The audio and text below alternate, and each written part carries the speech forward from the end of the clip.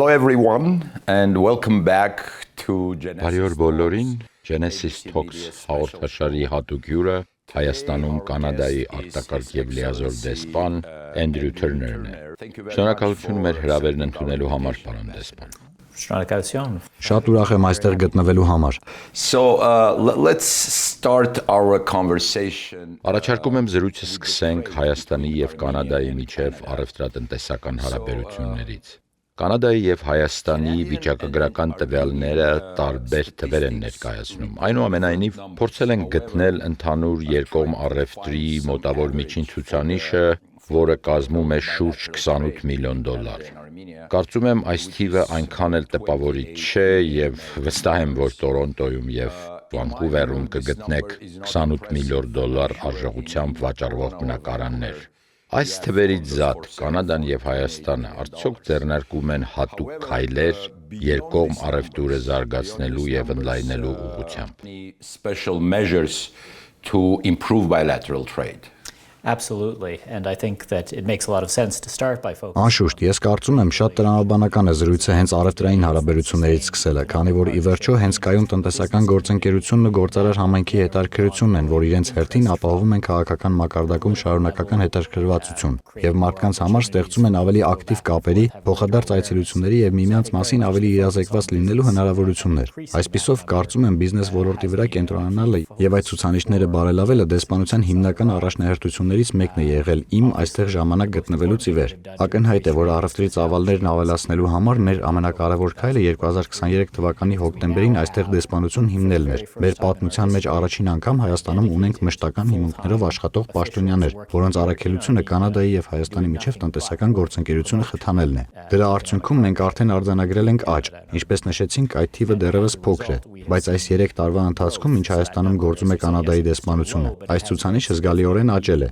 Դեսպանության առաքելություններից մեկն է նաև բացահայտել գործընկերության համար հնարավոր գործընկերներին, նաև Հայաստանում գործող շահագրգիռ շրջանակներին ներկայացնել Կանադայում առկա հնարավորությունների վերաբերյալ տեղեկություն։ Մյուս կողմից այն հանգամանքը, որ Կանադան իր վստահությունն է արտահայտել Հայաստանի շուկայի նկատմամբ, այստեղ բացելով դեսպանություն եւ ուղարկելով գործարար առևտրային պատվիրակություններ։ Ինքնին վստահության կարևոր ազդանշան է, որը խրախուսում է կանադական գործարար համայնքին հետաքրքրվել հայկական շուկայով։ Նրանք կարող են դիմել մեզ, հարցեր ուղարկել շուկայի վերաբերյալ եւ ստանալ անհրաժեշտ տեղեկատվություն։ Այս առումով արդեն իսկ բազմաթիվ դրական զարգացումներ ենք տեսնում։ Մյուս կարևոր քայլը, որի մասին կցանկանայի խոսել, այն է, որ մենք սերտորեն աշխատում ենք մասնավոր հատվածի հետ աջակցելու նրա գործարար ասոցիացիաների ստեղծմանը։ Հայաստանում գործում է Կանադա-Եվրասիական առևտրատնտեսական պալատը, իսկ Կանադայում Կանադա-Եվրասիա գործարար դաշինքը։ Այս կառույցները ստեղծում են անմիջական կապեր բիզնեսների միջև, ինչը կարծում եմ չափազանց կարևոր է։ Իհարկե, որպես դեսպանության ներկայացուցիչ կցանկանայի ընդգծել դեսպանության եւ կառավարությունների դերը, սակայն ի վերջո գործարարներն ունեն իրենց լեզուն եւ նման գործարար ասոցիացիաների արկայությունն ու անմիջական կապերի ստեղծման հնարավորությունը բազմաթիվ նոր դռներ են բացում։ Դրանք թույլ են տալիս մարդկանց ստանալ իրենց հարցերի պատասխանները, որոնք գուցե չկարողանային ամբողջությամբ ստանալ պետական պաշտոնյաներից, այդ թվում ինձնից։ Այսպիսով դեսպանության եւ գործարար միավորումների շնորհիվ մենք կարող ենք աջակցել մի շարք գործարար պատվիրակությունների աշխատանքին, պատասխանել բազմաթիվ հարցերի, նաեւ մատնանշել հնարավոր համագործակցության ուղղությունները, որոնցից արդեն իսկ օգտվել են երկու երկրների ընկերությունները։ Միաժամանակ գործընկերության ընդլայնման միտումներ սկսել ենք նկատել նաեւ պաշտոնական մակարդակում։ Այժմ ունենք երկկողմ խորհրդակցությունների տարեկան ձևաչափ, որի շրջանակում մշտապես քննարկում ենք առևտրային եւ տնտեսական գործընկերության վերաբերյալ հարցեր։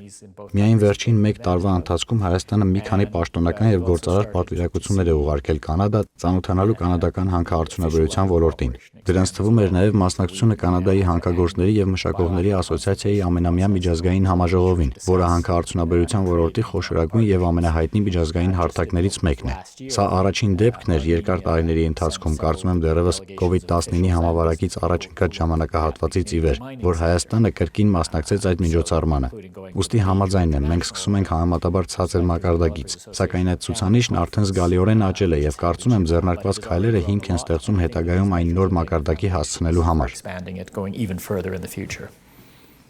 Very good. So, and what are Շատ լավ, իսկ ներկայումս որքան է կազմում Կանադայի կողմից Հայաստանի տնտեսությունում իրականացվող ներդրումների ծավալը եւ ինչը կարող է նպաստել, որ կանադական ընկերություններն ավելի ակտիվ ներդրումներ կատարեն Հայաստանում։ Well, the major areas we're seeing Այս պահին կարծում եմ ներդրումների հիմնական ուղղություններից մեկն, ինչպես արդեն նշեցի, հանքարդյունաբերության ոլորտն է։ Մենք նաև աճող հետաքրքրություն ենք տեսնում կրթության ոլորտում գործակցության եւ նոր գործընկերությունների ստեղծման ուղղությամբ։ what's the total amount? Do Իսկ you have ընդհանուր any, առմամբ data որքան է կազմում այդ ներդրումների ծավալը։ Կան արդյոք տվյալներ Կանադայի կողմից Հայաստանի տնտեսությունում կատարվող ներդրումների վերաբերյալ։ into Armenian economy? No, it still would be in the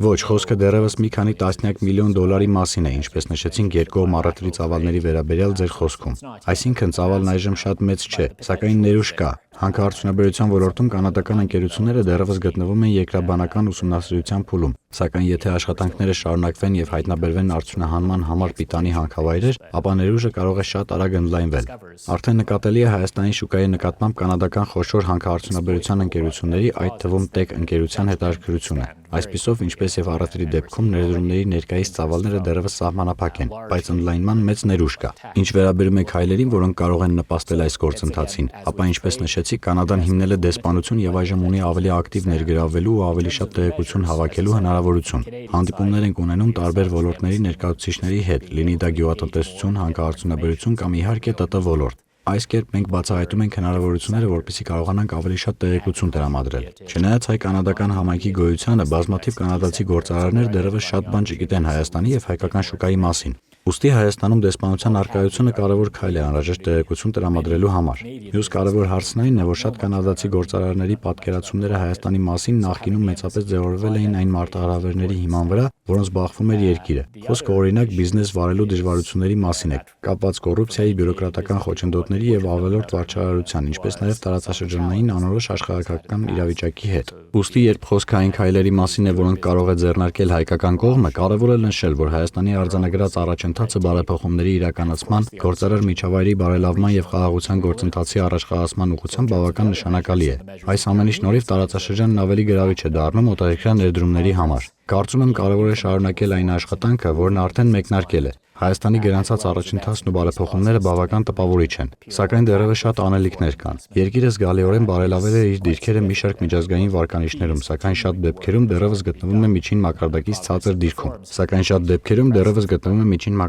ցածր դիրքերում։ the lower middle tier in many cases. Got it. I'm curious. What's the evaluation? Իսկ ինչպես են կանադական ընկերությունները գնահատում Հայաստանի շուկան։ Կարծես այս 3-4 տարվա ընթացքում դուք բավական մեծ աշխատանք եք կատարել։ Հարցս 3 մասից է։ Առաջին, ինչպես են կանադական ընկերությունները գնահատում Հայաստանի շուկայի չափը ու աճի միտումը։ Երկրորդ, ինչպիսին է նրանց գնահատականը աշխատուժի եւ ենթակառուցվածքների վերաբերյալ։ Եվ երրորդ, ինչպես են նրանք գնահատում կարգավորող դաշը, ինչպես են կանադական ընկերությունները գնահատում այս 3 գործոնները։ So obviously the biggest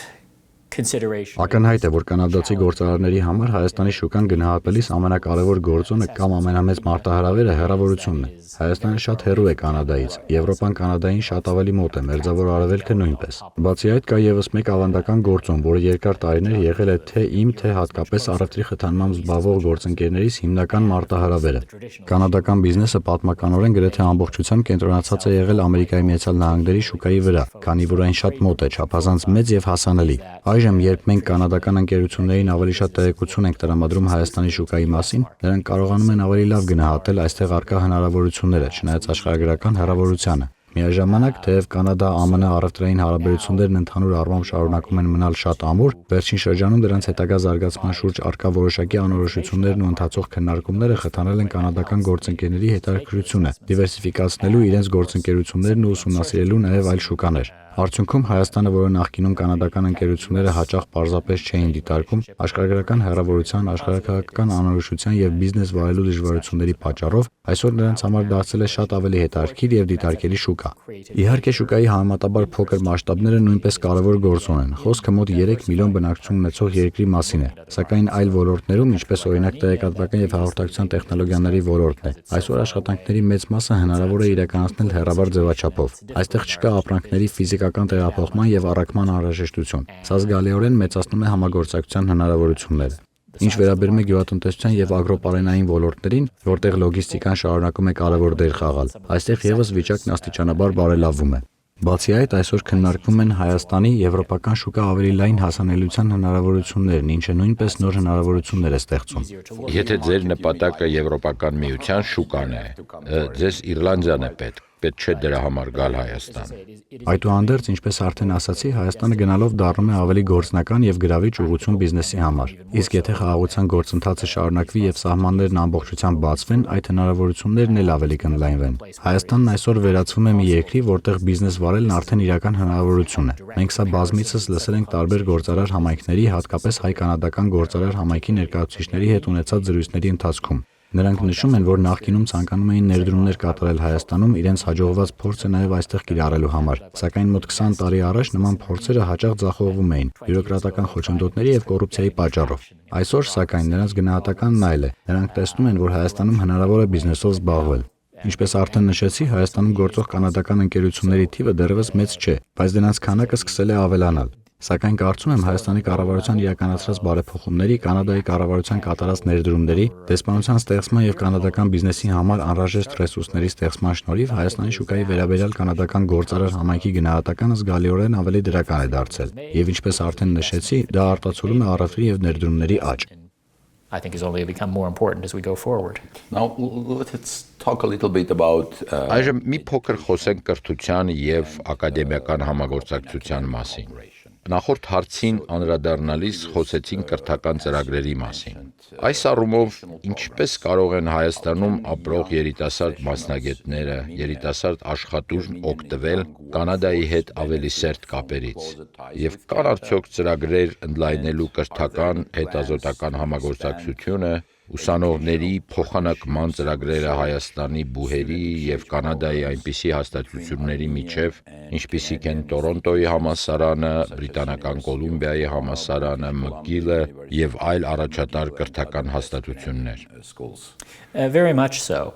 Again, as I've mentioned, education. Անշուշտ, ինչպես արդեն նշել եմ, կրթությունն այն ոլորտներից է, որտեղ երկու կողմն էլ ցուցաբերում են հարաբերությունների զարգացման մեծ հետաքրքրություն։ Սա չի նշանակում, որ նախկինում որևէ կապ կամ համագործակցություն չի եղել, սակայն շատ դեպքերում դրանք եղել են ավելի անհատական բնույթի, հիմնված անհատների միջև կապերի վրա։ Այժմ, սակայն, ավելի մեծ ուշադրություն է դարձվում այս կապերն ինստիտուցիոնալ հիմքերի վրա դնելու ուղղությամբ։ Օրինակ, վերջին մի քանի տարիների ընթացքում դեսպանության բացումից ի վեր մենք աջակցել ենք համագործակցության հնարավորություններն ուսումնասիրելու նպատակով Կանադայից Հայաստան ժամանած մի շարք գործարար պատվիրակությունների այցերին։ Թեև այդ պատվիրակությունները ներկայացրել են տարբեր ոլորտներ, կրթությունը մշտապես եղել է դրանց առանցքային ուղղություններից մեկը։ Մի շարք համալսարաններ, այդ թվում ինչպես նշեցինք Բրիտանական Կոլումբիայի համալսարանը եւ այլ հաստատություններ, օրինակ Լավալի համալսարանն ակտիվորեն աշխատում են ուղիղ գործընկերային կապեր հաստատելու ուղղությամբ։ Իհարկե, երկար տարիներ հայ ուսանողները տարբեր ծրագրերով կրթություն ստանալու համար մեկնել են Կանադա։ Հաճախ եմ հանդիպում մարդկանց, որոնք ասում են. «Պարոն դեսպան, որդիս կամ զարմիկս սովորում է Տորոնտոյի համալսարանում,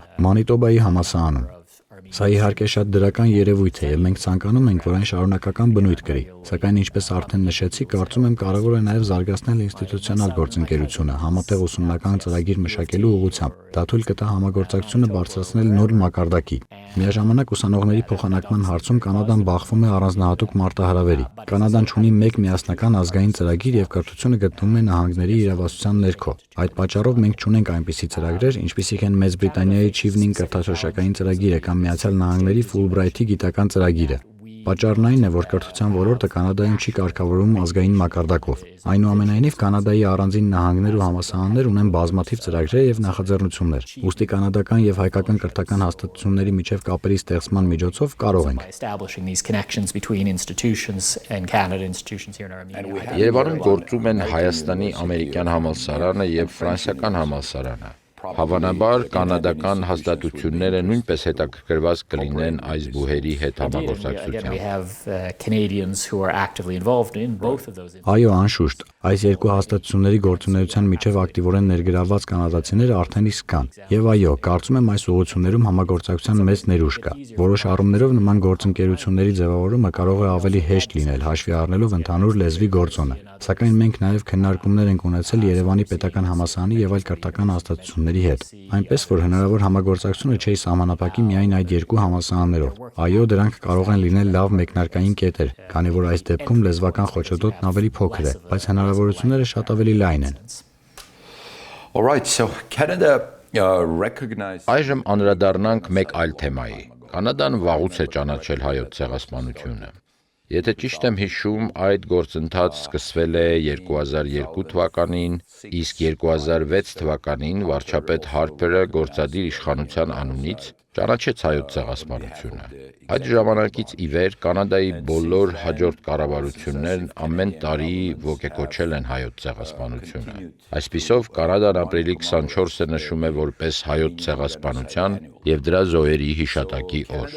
Իհարկե, ցեղասպանության ճանաչումը հաճախ դիտարկվում է որպես զոհերի եւ նրանց սերունդների նկատմամբ բարոյական պարտավորություն եւ պատասխանատվության արտահայտություն։ Սակայն միևնույն ժամանակ կարծում եմ պետությունները նաեւ ճանաչում են ցեղասպանություններն ամրապնդելու համար այն հիմնարար սկզբունքները, որոնք կարևոր են՝ նախ հանցագործության փաստ արձանագրելու,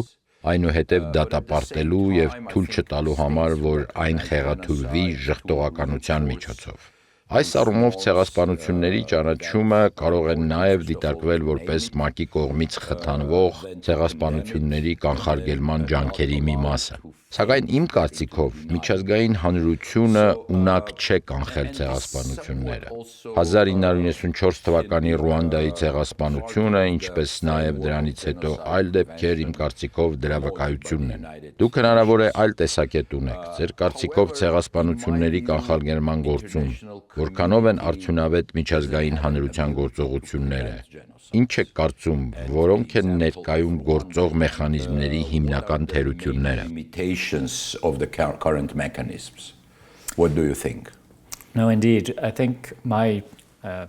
Ոչ իհարկե։ Իրականում հայոց ցեղասպանության թեման ինձ շատ է հետաքրքրում։ Հայաստանի հետ իմ առաջին ծանոթությունը կարելի է ասել սկսել է դեռևս ավագ դպրոցում սովորելու տարիներին։ Այդ ժամանակ իմ հիմնական հետաքրքրություններից մեկը պատմության ուսումնասիրությունն էր։ Ավելին, ես ունեմ պատմության բակալավրի աստիճան։ Դեռ վաղ շրջանում ծանոթացա ոչ միայն հայոց ցեղասպանության պատմության, այլև այն փորձերին, որոնք ուղղված էին դրա ժխտմանը եւ նույնիսկ դրա վերաբերյալ պատմական ուսումնասիրությունների սահմանափակմանը։ Որպես պատմաբան եւ պատմություն ուսումնասիրող ուսանող, դա բնականաբար հակասում էր իմ մասնագիտական ընկալումներին եւ սկզբունքներին։ Ուստի կարծում եմ լիովին բնական է, որ Կանադան եւ շատ այլ երկրներ ճանաչել են հայոց ցեղասպանությունը, քանի որ դա նշանակում է ընդունել պատմական փաստը։ Կանադայի սեփական փորձը նույնպես ցույց է տալիս, որքան կարևոր է անցյալի նման էջերի ճանաչումը։ Մասնավորապես խոսելով դարերի ընթացքում մեր բնիկ ժողովուրդների նկատմամբ վերաբերմունքի մասին, պետք է ընդունել, որ որոշ դեպքերում այդ գործողությունները հանգեցրել են նրանց ցեղասպանությանը։ Այն նահանգում, որտեղ ես եմ մեծացել, Նյուֆաունդլենդում, բնիկ ժողովուրդն ամբողջությամբ ոչնչացավ հալածանքների, հիվանդությունների եւ մի շարք այլ գործոնների հետևանքով։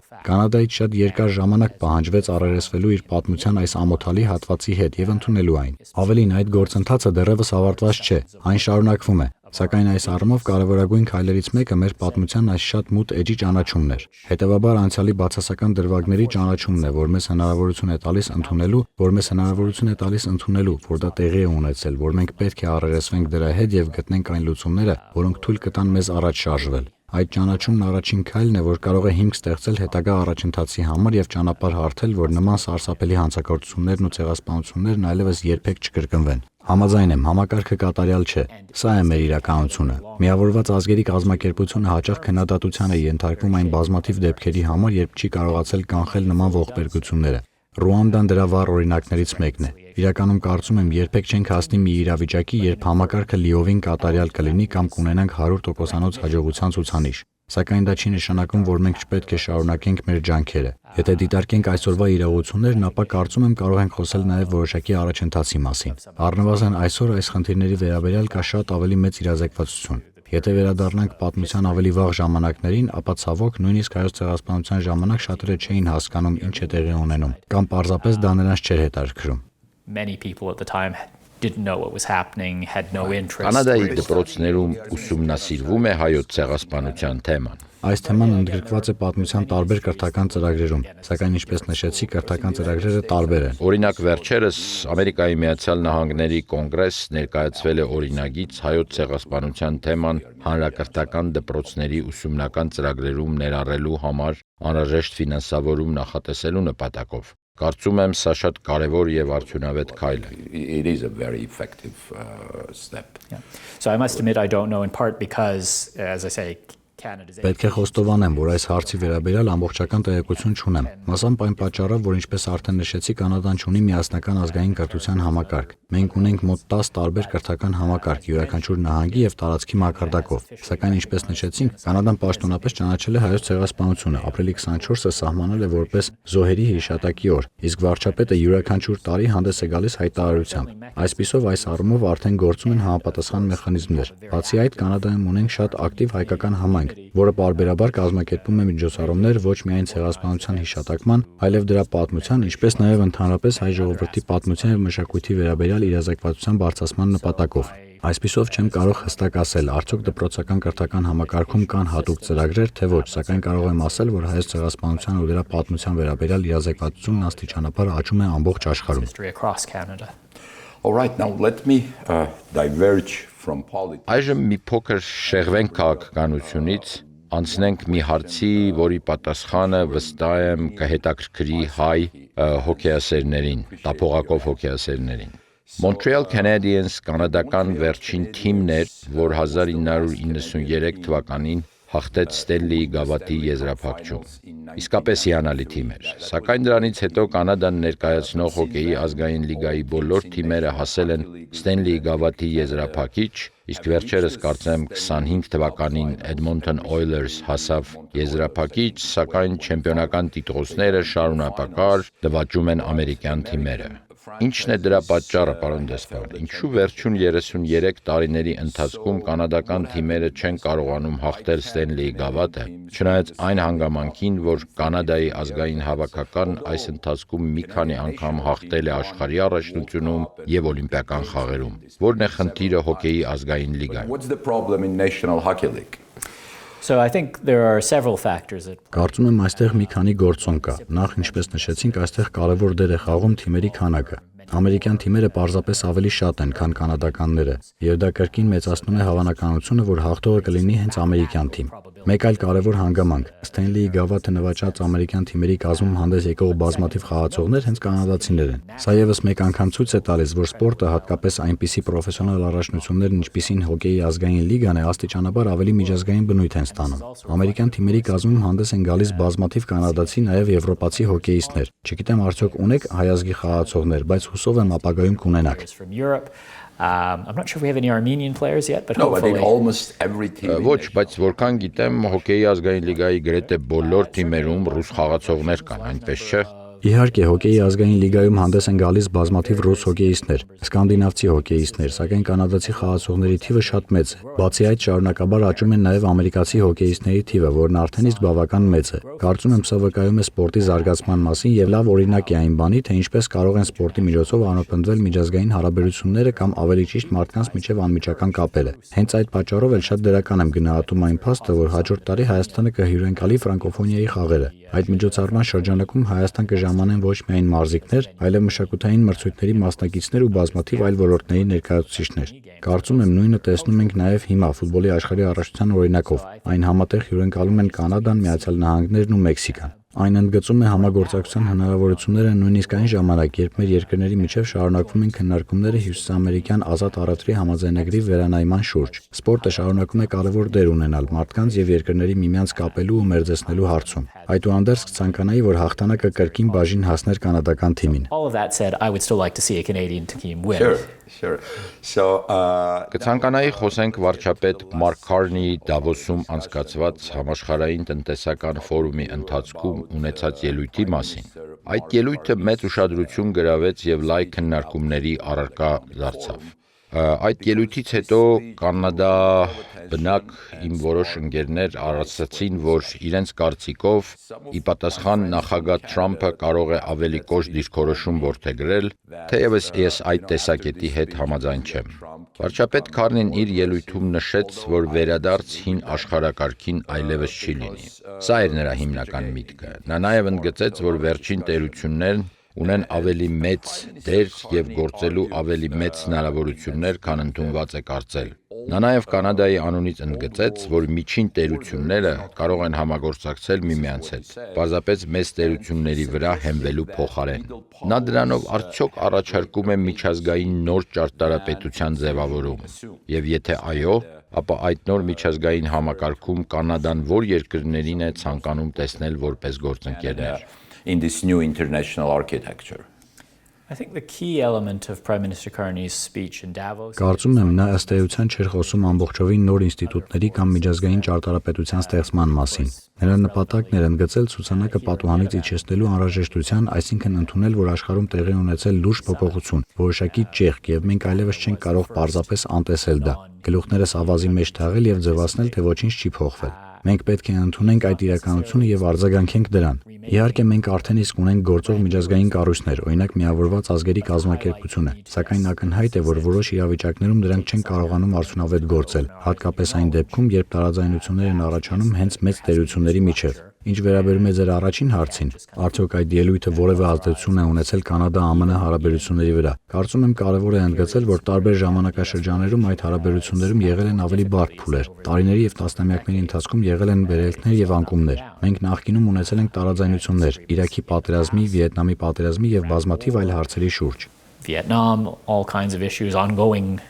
Մերձավոր Արևելքի հակամարտությունը։ Այո, ինչպես արդեն նշեցի, Իրաքի պատերազմի շուրջ մենք պարբերաբար տարաձայնություններ ենք ունեցել նաև մեր երկրների առևտրային հարաբերությունների տարբեր հարցերի վերաբերյալ։ Փափուկ փայտանյութի առևտրի շուրջ վեճը դրա ամենահայտնի օրինակներից է, որը մի քանի տարին մեկ կրկին հայտնվում է օրակարգում։ Տարաձայնությունների եւ լարվածության սրման փուլերը բնական են, ինչպես ցանկացած հարաբերություններն ապագայում։ Սակայն կարևոր է հիշել, որ նույնիսկ նման ժամանակահատվածում Կանադա-ԱՄՆ հարաբերությունները շարունակում են շատ լավ զարգանալ։ Մենք ունենք ամուր տնտեսական գործընկերություն, ամուր պաշտոնական գործընկերություն, միլիոնավոր կանադացիներ եւ ամերիկացիներ են այցելում միմյանց երկրներ։ Հետևաբար հարաբերություններում երբեմն ի հայտ եկող փոքր դժվարությունները կամ ժամանակավոր անկումները հաճախ հավասարակշռվում են այլ ոլորտներում արձանագրվող առաջընթացով։ Այդ պատճառով ես նույնպես չէի գերագնահատի այդ ելույթի ազդեցությունը Կանադա-ԱՄՆ հարաբերությունների վրա։ Ինչ վերաբերում է այն գաղափարին, որ պետությունները կարող են ունենալ ավելի մեծ ինքնուրույն դերակատարություն եւ ձևավորել նոր գործընկերություններ, այս մոտեցումը Կանադան առաջ է մղում երկար տարիներ։ Կարծում եմ նման իրավիճակ որոշ չափով առկա է թե Կանադայի, թե Հայաստանի պարագայում։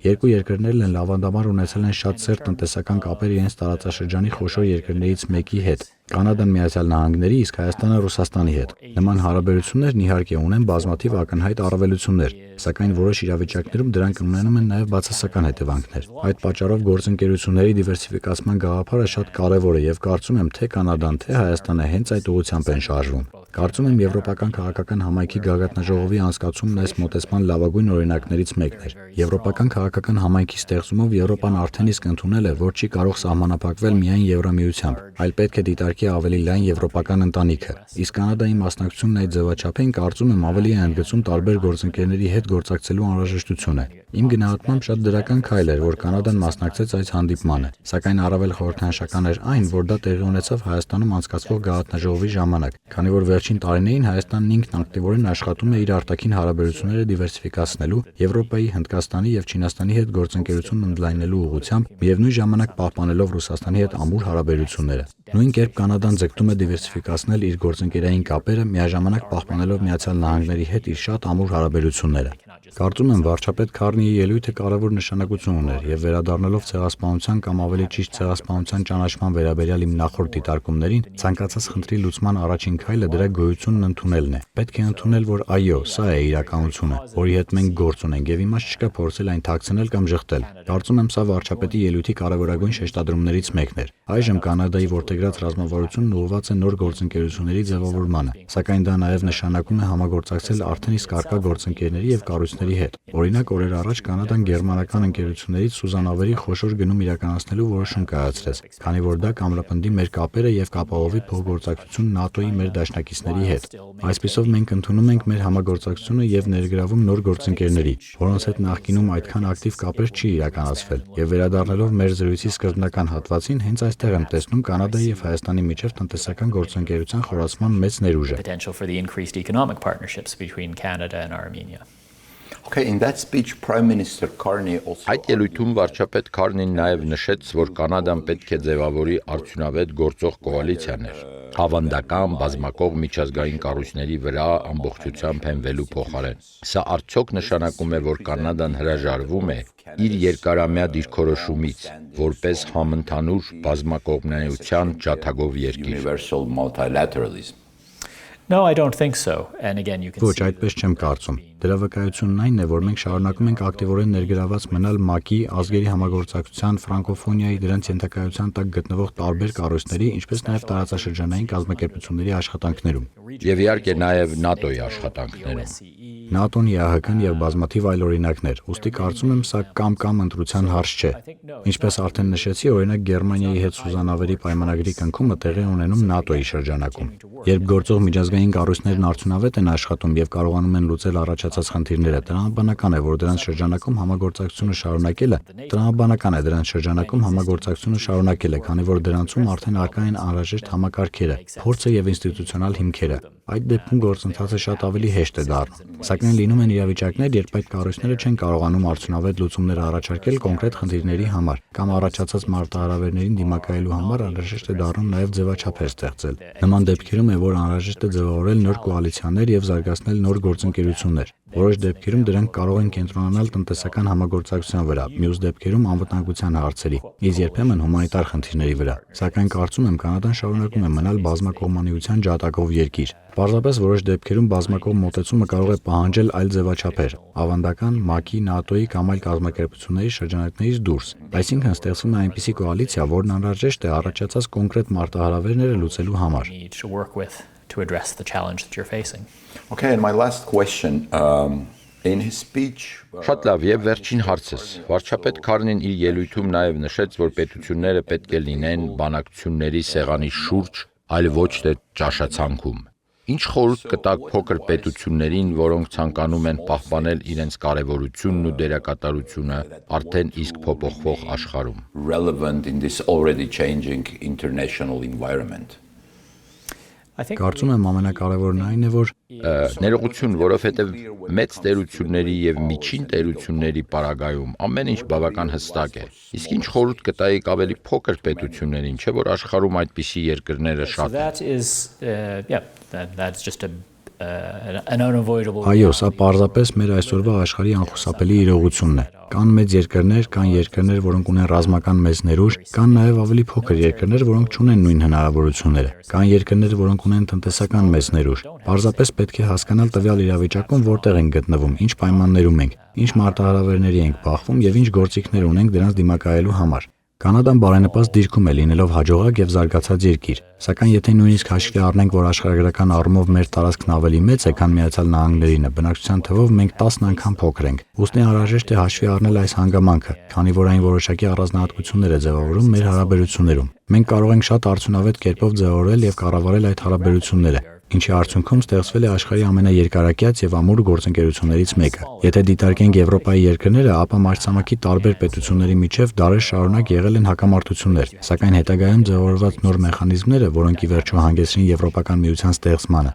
նոր շրջանակ ստեղծեցին այդ խնդիրներին անդրադառնալու եւ դրանք կարգավորելու համար։ Հայաստանի նման փոքր երկրների համար կարծում եմ բազմակողմանիությունը եւ կանոնների վրա հիմնված միջազգային կարգին աջակցելը միանշանակ մեծ առավելություն է։ Միևնույն ժամանակ կա նաեւ հիմնավոր պատճառ՝ հնարավոր բոլոր ջանքերը գործադրելու ուժեղ եւ բազմազան գործընկերություններ զարգացնելու ուղղությամբ, որpիսի չհայտնվենք այնպիսի իրավիճակում, երբ բոլոր ձվերը դնենք մեկ զամբյուղի մեջ եւ ամբողջությամբ կախված լինենք միայն մեկ գործընկերոջից։ Դա կարող է տվյալ պետությանը դարձնել խոցելի, քանի որ ինչպես նշել է վարչապետ Քարին, կախվածությունը կարող է օգտագործվել որպես ազդեցության միջոց։ Հետևաբար համար կարծում եմ փոքր երկրների համար բազմազան գործընկերություններ ունենալու կարևորությունը չափազանց մեծ է, հատկապես հաշվի առնելով, որ առաջիկայում մենք ավելի շատ ենք բախվելու այնպիսի մարտահրավերների, որոնք ազդեցություն կունենան պետությունների վրա։ Առաջին օրինակը, որը գալիս է մտքիս, կլիմայի փոփոխությունն է։ Այս առումով շատ ավելի խոցելի են լինելու հատկապես փոքր կղզի պետությունները, օվկիանոսների մակարդակի բարձրացման, եղանակային խախտումների եւ կլիմայի փոփոխության հետ կապված այլ բացասական հետևանքների պատճառով։ Ուստի տարբեր երկրներ փորձում են միասին աշխատել եւ համատեղ լուծումներ գտնել։ Եվ իհարկե կլիմայի փոփոխությունը դրա ամենավառ օրինակներից մեկն է, քանի որ այս մարտահրավերներին դիմակայելու համար անհրաժեշտ են լինելու ողջ աշխարհի հավաքական ջանքերը։ Սակայն եթե անդրադառնանք այլ օրինակների, կարծում եմ վերջին տարիներին Հայաստանի որդեգրած ռազմավարությունը դիվերսիֆիկացնել իր գործընկերությունները, ավելի շատ երկրների հետ դիվանագիտական հարաբերություններ հաստատել, բարելավել հարաբերությունները հարևանների հետ եւ առաջ մղել խաղաղության գործընթացը, միաժամանակ պահպանելով ամուր գործընկերությունը Ռուսաստանի հետ շատ խելամիտ մոտեցում է։ Կանադան իհարկե Հայաստանի չափ փոքր երկիր չէ, սակայն այն աշխարհի խոշորագույն երկրներից էլ չէ եւ հատկապես զգալիորեն փոքր է իր հարևան երկրի համեմատ։ Ուստի կարևոր է ընդունել գործընկերների շրջանակը եւ միաժամանակ պահպանել այն ամուր գործընկերությունը Միացյալ Նահանգների հետ, որից հսկայական օգուտներ ենք ստանում։ Այսպիսով խնդիրը այս երկու ուղղությունների միջև ճիշտ հավասարակշռություն գտնելն է։ Կարծում եմ Հայաստանի դեպքում դա ակնհայտորեն ավելի դժվար է, պայմանավորված պատմական հանգամանքներով եւ դեռևս չկարգավորված հակամարտությամբ։ Չնայած այժմ առնվազն խաղաղության համաձայնագիրը նախաստորագրված է եւ արդեն ձևավորվել է մի շրջանակ, որը կարող է հիմք դառնալ վերջնական կարգավորման համար։ Նույնիսկ այս պայմաններում կարծում եմ Հայաստանը որդեգրել է շատ ողջամիտ ռազմավարություն, ընդունելով իր գործընկերությունը Եվրոպայի հետ, խորացնելով համագործակցությունը Հնդկաստանի եւ Չինաստանի հետ, նաեւ դիվանագիտական ներկայացվածություն ստեղծելով աշխարհի տարբեր տարածաշրջաններում, Աֆրիկայում եւ Լատինական Ամերիկայում։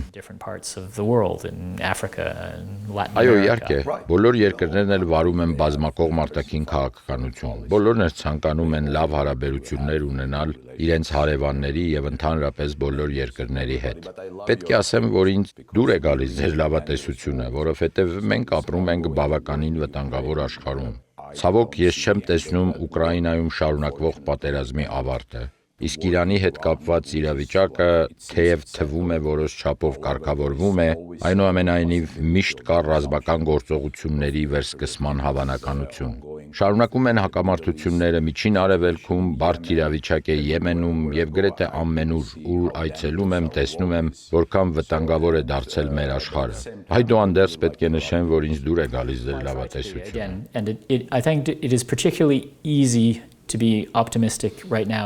Փորձում եմ այդպեսին լինել։ Կարծում եմ հատկապես հիմա հեշտ է Հայաստանում լինել լավատես։ Իմ դիվանագիտական կարիերայի ընթացքում աշխատել եմ այնպիսի վայրերում, ինչպիսիք են Սիրիան, Արաբական Գարնան ժամանակաշրջանում։ Ծառայել եմ նաև Աֆղանստանում եւ Իրաքում։ Այսինքն եղել եմ մի շարք երկրներում, որտեղ հակամարտություններ էին ընթանում եւ որտեղ ճգնաժամերը կարգավորելու ուղղությամբ միջազգային հանրության ջանքերն ունեցել են սահմանափակ հաջողություն, իսկ որոշ դեպքերում նույնիսկ արձանագրվել է հետընթաց։ Եթե համեմատության համար դիտարկենք այն իրավիճակը, որին ես ականատես եղա Հայաստան ժամանելուն պես, ապա պետք է նշեմ, որ այստեղ եւս կային բազմաթիվ մարտահրավերներ։ Դեսպանատունը բացվել է 2023 թվականի հոկտեմբերին Լեռնային Ղարաբաղում տեղի ունեցած ռազմական գործողություններից ընդամենը մի քանի շաբաթ անց։ Ավելին, մինչև Հայաստան գալս 4 տարի աշխատել էի Կանադայի արտաքին գործերի նախարարությունում, զբաղվելով տարածաշրջանի հետ Կանադայի հարաբերություններով։ Այդ ժամանակահատվածում ներգրավված էի 2020 թվականի պատերազմի եւ դրան հաջորդած բոլոր զարգացումների հետ կապված աշխատանքներում։ Երբ համեմատում եմ այն ժամանակվա իրավիճակն այսօրվա իրավիճակի հետ, երբ իմ առաքելությունն արդեն մոտենում է ավարտին,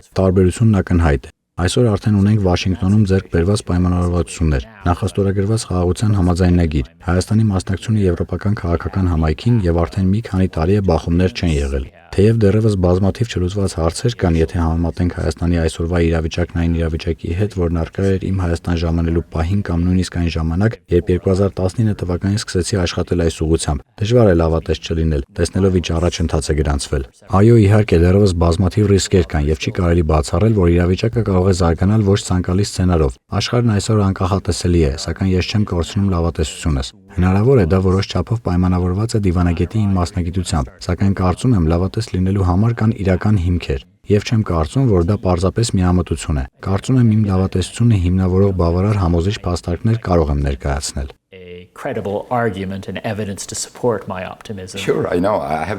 Այո, իհարկե հասկանում եմ։ Ինքս երկար տարիներ եղել եմ նույն իրավիճակում, ավելի քան 10 տարի աշխատել եմ Հայաստանի արտաքին գործերի նախարարությունում։ Կրկին ցանկանում եմ շնորհակալություն հայտնել ձեզ, պարոն դեսպան, մեզ հյուրընկալվելու համար։ Կարծում եմ շատ բովանդակալից ու արդյունավետ զրույց ունեցանք։ Մեր այսօրվա հյուրը Հայաստանում Կանադայի եւ արտակարգ լիազոր դեսպան նորին գերազանցություն Էնդրյու Թրներն էր։ ABC Media-ի հատուկ հաղորդաշարի ամբողջ թիմի անունից շնորհակալություն ենք հայտնում մեզ հետևելու համար։